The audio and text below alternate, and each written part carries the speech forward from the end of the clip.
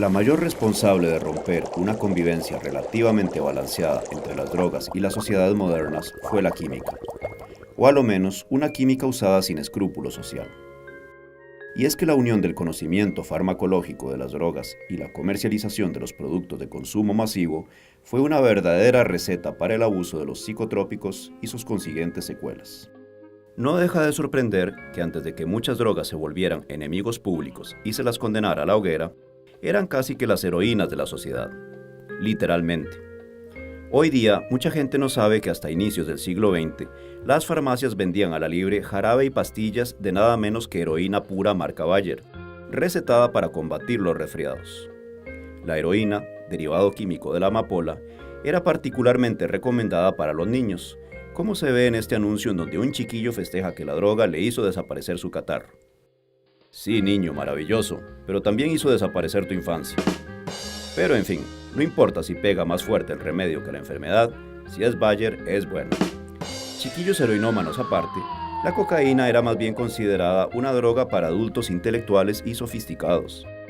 Y Sir Arthur Conan Doyle no tuvo problema en convertirla en el acompañante aún más elemental que Watson para el orgullosamente cocainómano Sherlock Holmes, algo que versiones fílmicas del famoso detective no dejaron de parodiar. Las masas menos deductivas no estuvieron exentas del disfrute de la sustancia. En Francia se hizo muy popular un vino mezclado con extractos de coca usado como tonificante y digestivo, publicitado hasta por el Papa. Este tuvo variantes no alcohólicas. Una fábrica de licores de Valencia presentó una bebida llamada nuez de cola y coca, distribuida en Europa y Estados Unidos en 1885, que mezclaba la coca del Perú con la nuez de cola africana. Solo un año después, la feliz combinación fue sospechosamente replicada por el farmacéutico de Atlanta John Pemberton, quien, en un desplante de originalidad, terminó llamando a su bebida Coca-Cola, para conformar una cierta gaseosa eructada hoy de manera pandémica y multirracial. En efecto, la una vez así llamada chispa de la vida tenía antes más chispa. El extracto de jugo de coca que da nombre a la bebida original contenía una cantidad sustantiva de cocaína, cuya medida exacta es hoy día un secreto mejor guardado que la receta actual de la lucrativa gaseosa. Pero era lo suficientemente psicoactiva como para que de manera popular a los carros de distribución del refresco se los llamara algo así como drogomóviles. Anécdotas gaseosas aparte, el éxtasis social con las nuevas sustancias recetadas a la libre a niños y viejos por igual, iba de la mano con el optimismo del progreso científico y tecnológico. De hecho, muchas de estas sustancias no eran nuevas, pues derivaban por algunos procesos químicos de plantas conocidas y usadas desde hacía mucho tiempo. Lo que era nuevo era la pureza.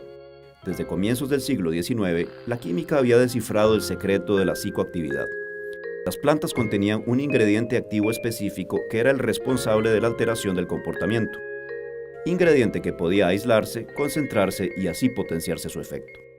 Y la sensación es que así como las máquinas dominaban el mundo, la química dominaría el poder latente de las plantas para el progreso humano. Pero antes de hablar de una nueva generación de científicos chiflados que liberaron el poder de las drogas, quizás no sería ocioso hacer un paréntesis para entender por qué la infinitamente sabia naturaleza desarrolló estos ingredientes psicoactivos y su poder de intoxicar en primer lugar. Las drogas llegaron a existir porque las plantas y los hongos tienen su carácter. Originalmente las desarrollaron como un arsenal químico que les servía para defenderse de los animales. Uno de los tóxicos más exitosos fueron los alcaloides, moléculas que actuaban a nivel cerebral para matar a las criaturas invasoras. Pero algunos animales comenzaron a desarrollar sus propias defensas contra esos químicos, permitiéndoles consumir partes de la planta. Aún así, los tóxicos lograban afectar su comportamiento, creando una sensación que era extraña pero no del todo desagradable. De hecho, la sensación en sí se convirtió en un poderoso impulso por sí mismo, una cuarta pulsión vital después del hambre, la sed y el sexo, es decir, la intoxicación. Las plantas le supieron sacar provecho a estos efectos intoxicantes, pues los animales les podían servir a efectos de polinización o dispersión de sus semillas. Dado que en muchos casos la sensación tendía a ser adictiva, se podía contar con que los animales iban a volver una y otra vez. En algunos casos, hubo adaptaciones muy funcionales de algunas especies a las sustancias tóxicas. Por ejemplo, la musaraña de Malasia, uno de los mamíferos más pequeños de la Tierra, tiene una relación muy particular con una palma que produce un néctar con hasta un 3.8% de contenido alcohólico, más que la cerveza promedio. Dado que la musaraña metaboliza el alcohol de manera muy eficiente, no pierde la coordinación ni se tropieza por más que beba, haciendo de este pequeño animalito uno de los más grandes bebedores del planeta, mucho mejor que más de un disque macho tomador de la calle de la amargura.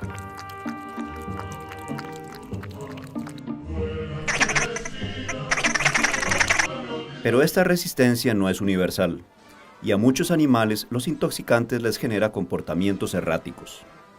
Por ejemplo, una gran mayoría de los gatos se vuelven literalmente locos por la así llamada hierba de gato.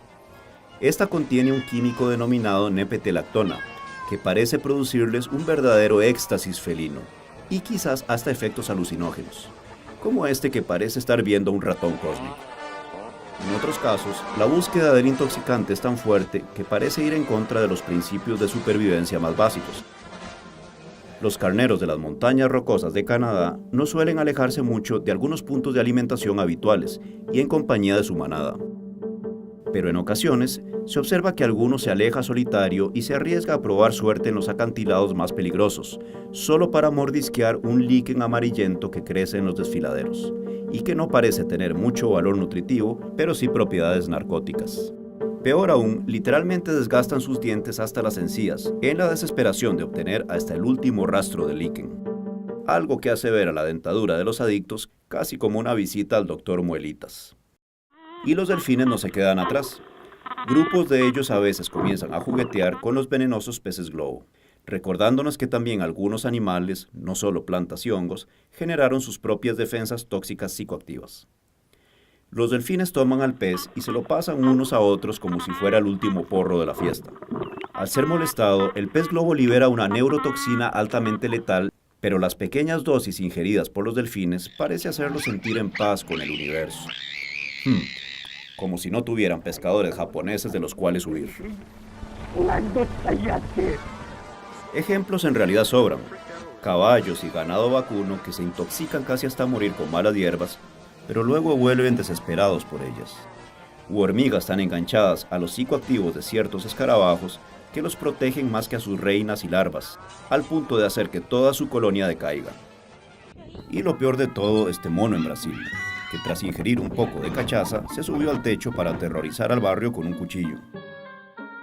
Pero ¿qué es lo que hace que los seres vivos se comporten tan extraño, buscando algo tan potencialmente nocivo, en especial en el caso de los humanos? El secreto está en la curiosa maquinita que nos hace pensar, llamada cerebro, y en cuyo interior actuamos y sentimos por obra de una interacción de sus células, las neuronas. Las aproximadamente 86.000 millones de neuronas que nos permiten realizar grandes cosas como especie, se conectan entre sí por un cableado celular que manda pequeños impulsos de carga eléctrica. Estos impulsos no pasan, sin embargo, de una neurona a otra de manera directa, sino produciendo señales químicas intermedias en los espacios que hay entre una neurona y la otra, llamados sinapsis. Todo funciona más o menos así. Cuando la neurona es estimulada eléctricamente, envía un impulso a través de una extensión alargada de la célula, llamada axón.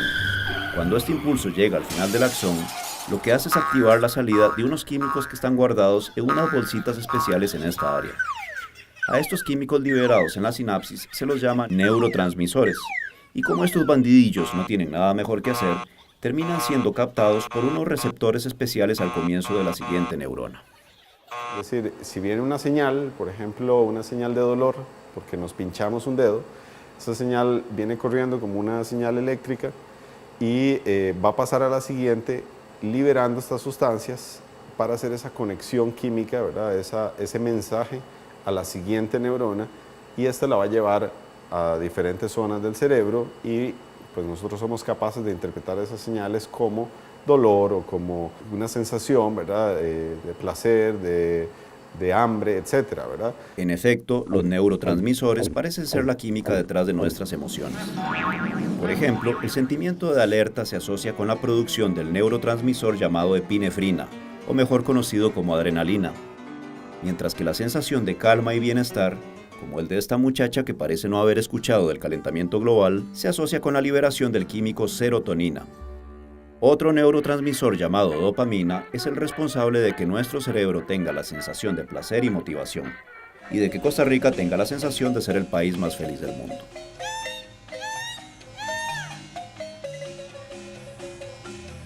Por supuesto, uno esperaría que nuestro cerebro tuviera cuidado de no dejar entrar a estas zonas delicadas de su funcionamiento a cualquier sustancia. De hecho, normalmente lo protege una membrana especial a su alrededor, que no deja ingresar químicos peligrosos desde el torrente sanguíneo. Y sin embargo, las sustancias psicoactivas llegan a las neuronas atravesando esta membrana con más facilidad que submarino narco en el Golfo de México. Más aún, es nuestro propio organismo el que parece tener buena parte de la culpa. Las drogas tienen que tener un lugar a donde llegar. Si usted inyecta una droga, fuma una droga, chupa una droga, huele una droga, esa droga tiene que ir a algún lado y en ese lado tiene que reconocer algo que le permita entrar. La droga por sí sola, si no tuviera nada en el cuerpo que la reconociera, no tiene ningún efecto. Así, las drogas son eficaces porque parecen calzar a la perfección en los receptores que usa el cerebro para regular sus propias funciones. Es como si el cerebro hubiera evolucionado para drogarse, pero esto no parece tener mucho sentido. Tenemos receptores, pero esos receptores que tenemos adentro no fueron sintetizados para una droga de afuera, sino que fueron sintetizados para cosas que nosotros producimos. Imagínense el gasto energético de una célula para producir un receptor que gasta un montón de energía para algo que tal vez llegue algún día y tal vez no llegue nunca, porque yo, por ejemplo, que no tomo ninguna droga, nunca llegó, desperdicié toda esa energía. Entonces, claro, algo tiene que haber en el interior que se una a los mismos receptores que producen un efecto de satisfacción. Esta aparente paradoja se explica considerando que las plantas son las que adaptaron sus armas tóxicas a imagen y semejanza de la química interna de nuestro cerebro. Muy comúnmente, las sustancias psicoactivas tienen estructuras que se parecen a esos neurotransmisores. Es decir, estas sustancias psicoactivas engañan a nuestro cerebro. Como maestras del engaño, las sustancias psicoactivas se presentan con un disfraz de neurotransmisor y se meten sin ser detectadas al baile de las señales del cerebro. Pero cuando llegan a las neuronas, su comportamiento no es el de un invitado común, sino que empiezan a alborotar el bailongo con su química peculiar. En efecto, su parecido molecular con los neurotransmisores les permite producir señales químicas en el cerebro, pero sus pequeñas diferencias son las que perturban el funcionamiento normal de este órgano. Si hiciéramos la analogía de la señal con un interruptor, por ejemplo, un interruptor de un bombillo, usualmente la función normal del cerebro es que encendemos la señal y luego se apaga. Sin embargo, estas sustancias usualmente entran en el cerebro y mantienen esas señales, por decirlo así, permanentemente en posición de encendido y esto pues confunde al cerebro y nosotros no sabemos cómo interpretarlo, ¿verdad? Ya desde nuestra realidad. Veamos un ejemplo. La morfina, el alcaloide que le da su efecto al opio y a la heroína, se pega directamente a un receptor del cerebro que envía las señales encargadas de bloquear la sensación del dolor. Tenemos estos receptores porque cuando nuestro cerebro percibe un dolor fuerte y rudo, tipo salvaje oeste, responde produciendo un neurotransmisor natural llamado endorfina, el cual usa esos receptores para enviar señales que calman la sensación dolorosa, aunque solo parcialmente y por un periodo corto de tiempo.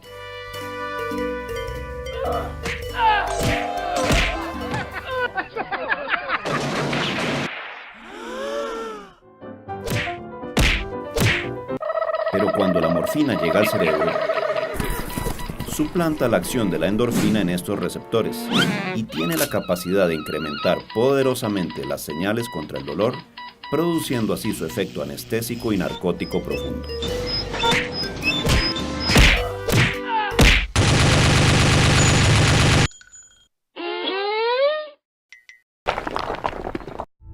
En cambio, otras drogas como la cocaína actúan más directamente mediante las sustancias naturales del cerebro. Por lo común, Cuando las neuronas liberan en las sinapsis neurotransmisores asociados al placer, como la dopamina, lo hacen como quien dice con restricciones.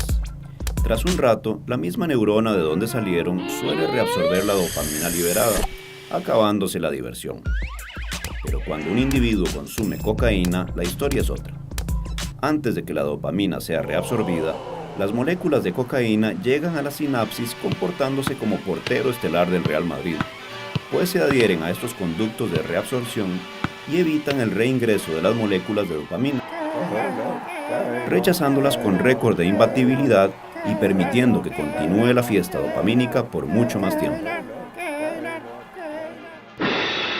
Como se ve, cada droga puede alterar de manera distinta las señales neuronales. De hecho, las distintas drogas suelen clasificarse en 3 categorías según predomine el tipo de señal afectada. Las que adormecen la actividad y la agilidad de las funciones cerebrales, como el opio, la heroína o el mismo alcohol, son depresivas. Las que más bien excitan y despiertan tales funciones, como la cocaína, la metanfetamina o hasta la cafeína, son las drogas estimulantes. Y las que alteran la percepción del mundo, como el LSD o los hongos mágicos, son las drogas alucinógenas. No obstante, la interacción química de cada sustancia con el cerebro es compleja, y eso significa que intoxicarse suele significar sentir muchas cosas distintas. Piénsese que el alcohol es un depresivo neurológico, pero uno de sus primeros efectos es justamente adormecer una parte del cerebro que normalmente reprime nuestro comportamiento, digamos, más extrovertido. Y es una de las razones por las que sus primeros efectos son estimulantes y muchas veces los que menos queremos recordar. Pero incluso en esta diversidad hay algo que tienen en común las drogas más consumidas, incluso las depresivas. Todas en algún punto producen la liberación de neurotransmisores placenteros del cerebro, afectando fuertemente lo que se llama el sistema de recompensa cerebral. Es decir, cuando en nuestro cerebro se libera una cadena de químicos placenteros, esto hace que queramos repetir algunas acciones que los producen. Y esto es lo que hace adictiva ya sea una sustancia o un hábito. Las drogas potencian los efectos de los neurotransmisores liberados, algo que vimos ya muy claramente con la cocaína. Pero en realidad esto se puede decir del alcohol, la nicotina, la metanfetamina, el cannabis o hasta del mismo opio. Todas tienen sus mecanismos complejos por los que producen con mucha más potencia y duración neurotransmisores placenteros como la dopamina, que lo que el cerebro puede ordinariamente producir. El resultado es la euforia pura, un placer desbordante que nos lleva de manera brutal al extremo de nuestra capacidad de disfrute, lo que el poeta francés Charles Baudelaire, él mismo incurable adicto, llamó con desencanto un paraíso artificial. Un éxtasis sin haber ascendido al cielo, ni necesariamente merecérselo. Intenso, pero tan vano como sustituir un jardín real con telas pintadas. Y sin embargo, no hay paraíso gratis. Obtener el cielo por adelantado en la tierra acarrea comenzar a pagar anticipadamente cuotas del infierno. El costo mayor es evidente. Una experiencia placentera tan poderosa puede hacer perder el interés en otros posibles objetos de motivación en la vida de la persona. En tales casos, el intoxicante parece convertirse en el único medio que encuentra el adicto para sentirse en un estado placentero, y por ello va a dejar su vida y su salud a un lado para llenar a cualquier precio esa necesidad acaparadora. Aunque, como discutiremos en otra parte de este trabajo, no es siempre que los consumidores de drogas quedan enganchados en esta situación peligrosa, es por supuesto el riesgo más inmediato, su temido poder adictivo. Lo que es peor, este estado problemático tiene una doble cara. La droga no solo se busca compulsivamente por el adicto debido a su sensación placentera, sino además para huir de la sensación desagradable que implica no consumirla. Muchas veces este malestar por carecer de la droga, llamado síndrome de abstinencia, se traduce en una profunda desmotivación psicológica y síntomas dolorosos. En algunos casos, la adicción es más propiamente física, pues se da por cambios que ocurren a nivel neuronal. Es decir, cuando una droga produce un sobreestímulo artificial de un neurotransmisor, las neuronas del adicto pueden literalmente cambiar su estructura temporalmente. Existen mecanismos fisiológicos para responder o contrarrestar este estímulo. Por ejemplo, una de las cosas que pueden hacer es lo que se conoce como internalizar ese receptor. Básicamente lo esconde a lo interno de la célula, que me quedan muy poquitos receptores en la superficie de la célula. No solo eso, La exagerada liberación de esos neurotransmisores placenteros tras una dosis de droga puede literalmente agotar las reservas de los mismos en las neuronas, necesitando el consumidor de más volumen de sustancia psicoactiva para liberar los pocos que quedan. Lo que esta múltiple desensibilización neuronal significa para el adicto es que para producir la misma sensación que tuvo en un consumo previo, necesitaría consumir cantidades más grandes de la misma sustancia, a lo cual se le llama tolerancia a la droga. De la misma manera, el cerebro de un adicto acostumbrado, por ejemplo, a la morfina o heroína, sustancias que apagan artificialmente las señales de estímulos dolorosos, va a desarrollar una compensación consistente en ser más sensible a señales de dolor. Una compensación inversa ocurre con la cocaína como estimulante. Sin una dosis usual, el cerebro estará naturalmente inclinado a enviar más señales de sensación depresiva y fatiga. Ahora bien, muchas de estas cosas las hemos llegado a saber durante décadas de investigación y experiencias penosas. Si volvemos nuestra atención de nuevo a los finales del siglo XIX, con su Belle Époque y su heroína para niños, no podríamos menos que preguntarnos si no fue la caída de una sociedad inocente frente a un riesgo que no podía anticipar y que solo muy tarde trató de prevenir. Sin embargo, si uno revisa a fondo el actuar de esta época, no ve inocencia por ninguna parte. Primero, porque hasta las potencias coloniales se aprovecharon de las drogas conocidas de antaño como parte de sus nuevas políticas de dominio. El Imperio Británico, por ejemplo, se había quedado sin monedas de plata debido a una escasez global del metal, y no tenía cómo comprarles mercancías a los chinos. Entonces, a los ingleses se les ocurrió tomar el opio que producían en la India, introducir su consumo masivo en China y usar la droga como conveniente forma de pago. Cuando el emperador chino se dio cuenta, emitió un decreto para detener la práctica, con consecuencias desastrosas. Los británicos respondieron con dos guerras cruentas, las famosas guerras del opio, que terminaron con la legalización forzada del mercado del opio en China y el adormecimiento narcótico de una potencia milenaria. El resultado fue que, en su peor momento, hacia 1880, unos 120 millones de chinos, casi la tercera parte de la población del país, eran opiómanos, la intoxicación colectiva más grande de la que haya registro, convirtiendo al Imperio Británico en el cártel de drogas más grande de la historia, y a su reina de entonces, la reina Victoria, pues en la mera mera. Aunque ella misma prefería consumir infusiones de marihuana recetadas por su médico imperial. Por toda la Gran Bretaña se conoce de Victoria, que la reina de las drogas, que a los chinos los engaña. Pero como si fuera poco, la nueva economía de mercado sacó rápido provecho de la nueva ciencia de las drogas. Todo comenzó cuando un joven aprendiz de farmacia alemán, llamado Friedrich Serturner, aisló por primera vez en 1804 un alcaloide psicoactivo, la ya mencionada morfina, bautizada originalmente por él como Morphium, en referencia al dios griego del sueño Morfeo, que es por cierto el dios al que rinden culto mis estudiantes.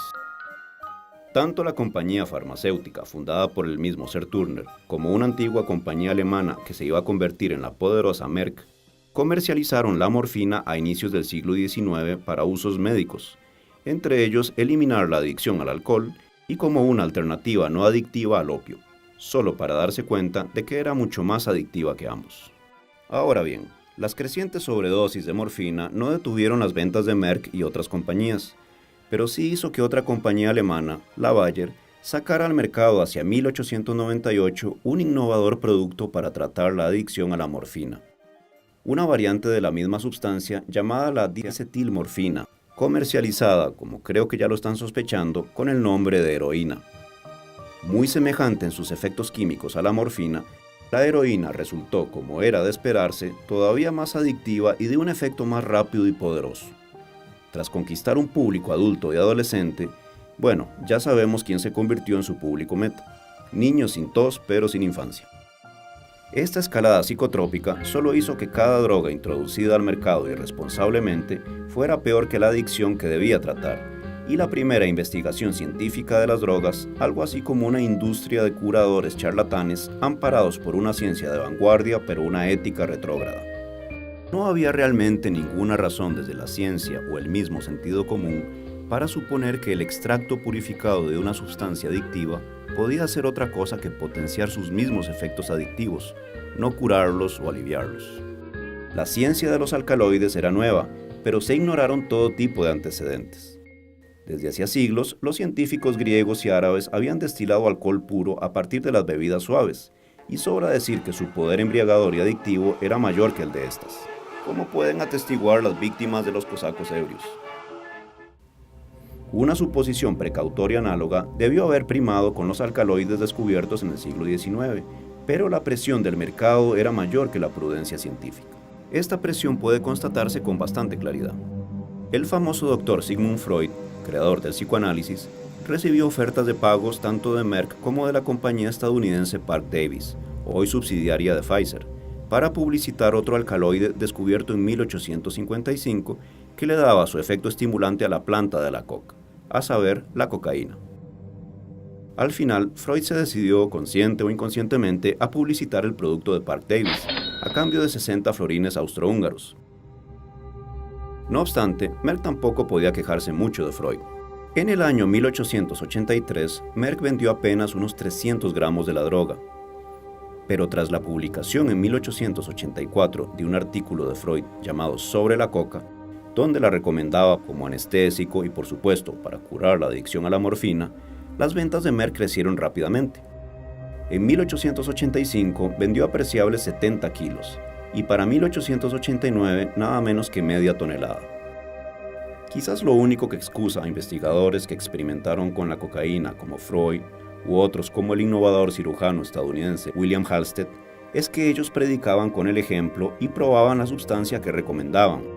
Como era de esperarse, se hicieron severamente adictos a ella, afectando de hecho sus vidas y carreras, y siendo no más que conejillos de indias humanos y de buena reputación para las compañías.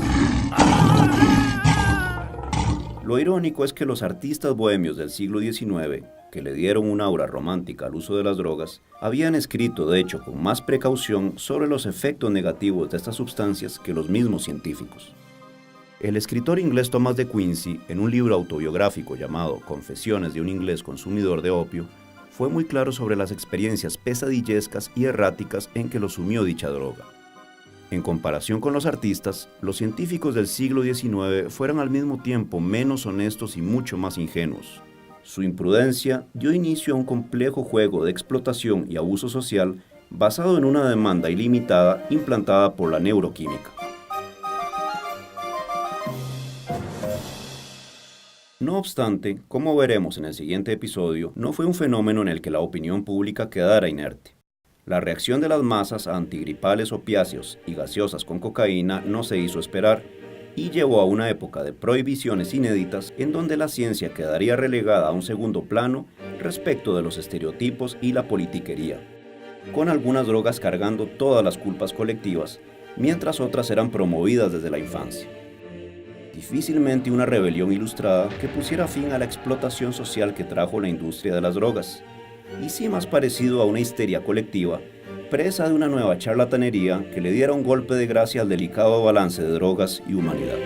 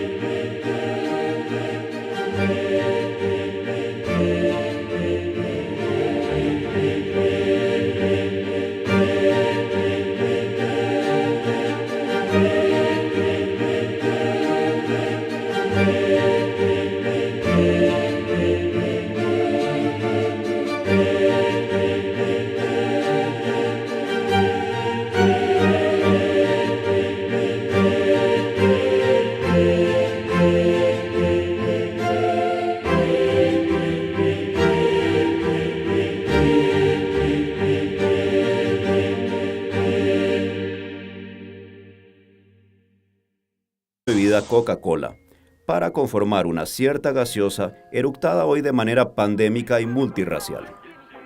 En efecto, la una vez así llamada chispa de la vida tenía antes más chispa. El extracto de jugo de coca que da nombre a la bebida original contenía una cantidad sustantiva de cocaína, cuya medida exacta es hoy día un secreto mejor guardado que la receta actual de la lucrativa gaseosa. Pero era lo suficientemente psicoactiva como para que de manera popular a los carros de distribución del refresco se los llamara algo así como drogomóviles. Anécdotas gaseosas aparte, el éxtasis social con las nuevas sustancias recetadas a la libre a niños y viejos por igual, iba de la mano con el optimismo del progreso científico y tecnológico.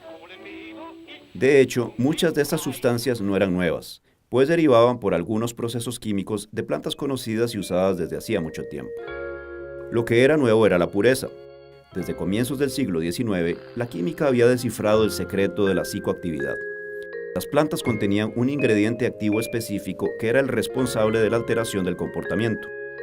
Ingrediente que podía aislarse, concentrarse y así potenciarse su efecto. Y la sensación es que así como las máquinas dominaban el mundo, la química dominaría el poder latente de las plantas para el progreso humano. Pero antes de hablar de una nueva generación de científicos chiflados que liberaron el poder de las drogas, quizás no sería ocioso hacer un paréntesis para entender por qué la infinitamente sabia naturaleza desarrolló estos ingredientes psicoactivos y su poder de intoxicar en primer lugar. Las drogas llegaron a existir porque las plantas y los hongos tienen su carácter. Originalmente las desarrollaron como un arsenal químico que les servía para defenderse de los animales. Uno de los tóxicos más exitosos fueron los alcaloides, moléculas que actuaban a nivel cerebral para matar a las criaturas invasoras. Pero algunos animales comenzaron a desarrollar sus propias defensas contra esos químicos, permitiéndoles consumir partes de la planta.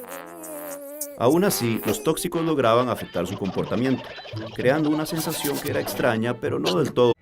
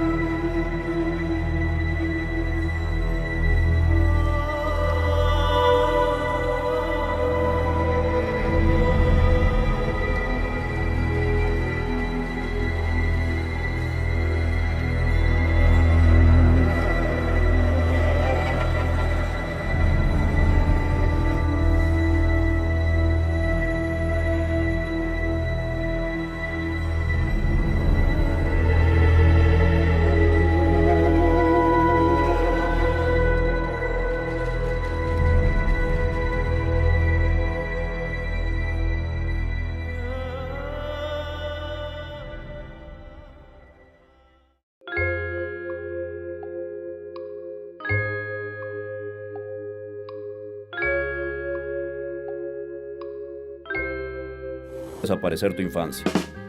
Pero en fin, no importa si pega más fuerte el remedio que la enfermedad, si es Bayer, es bueno. Chiquillos heroinómanos aparte, la cocaína era más bien considerada una droga para adultos intelectuales y sofisticados.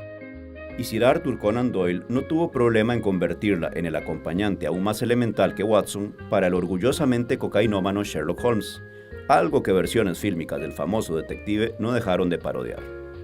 Las masas menos deductivas no estuvieron exentas del disfrute de la sustancia. En Francia se hizo muy popular un vino mezclado con extractos de coca usado como tonificante y digestivo, publicitado hasta por el Papa. Este tuvo variantes no alcohólicas. Una fábrica de licores de Valencia presentó una bebida llamada nuez de cola y coca, distribuida en Europa y Estados Unidos en 1885, que mezclaba la coca del Perú con la nuez de cola africana. Solo un año después, la feliz combinación fue sospechosamente replicada por el farmacéutico de Atlanta John Pemberton, quien, en un desplante de originalidad, terminó llamando a su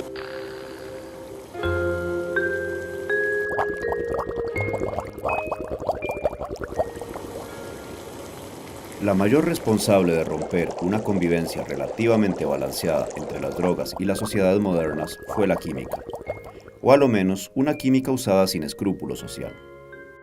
Y es que la unión del conocimiento farmacológico de las drogas y la comercialización de los productos de consumo masivo fue una verdadera receta para el abuso de los psicotrópicos y sus consiguientes secuelas. No deja de sorprender que antes de que muchas drogas se volvieran enemigos públicos y se las condenara a la hoguera, eran casi que las heroínas de la sociedad, literalmente. Hoy día, mucha gente no sabe que hasta inicios del siglo XX, las farmacias vendían a la libre jarabe y pastillas de nada menos que heroína pura marca Bayer, recetada para combatir los resfriados. La heroína, derivado químico de la amapola, era particularmente recomendada para los niños, como se ve en este anuncio en donde un chiquillo festeja que la droga le hizo desaparecer su catarro. Sí, niño, maravilloso, pero también hizo